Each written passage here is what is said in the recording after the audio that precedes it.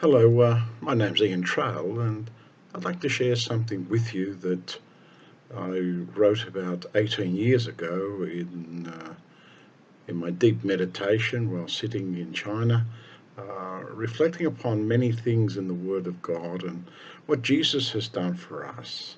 And this is my perspective of what I saw written in the Word of God. The poem is called Paid in Full. He was stripped to nakedness. His back flayed open wide like meat upon the butcher's table, by the whips of disdain, flesh torn from the bone, blood pouring, eyes blackened, face marred, beard pulled out. He could not be recognized, brutalized for you and for me. They said, could this be a king, derided by man, to take our pain, pierced and hung upon the cross of Calvary?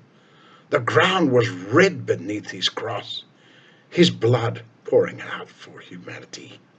Drops of blood, a blessing to our soul, for he paid the price that we could not pay.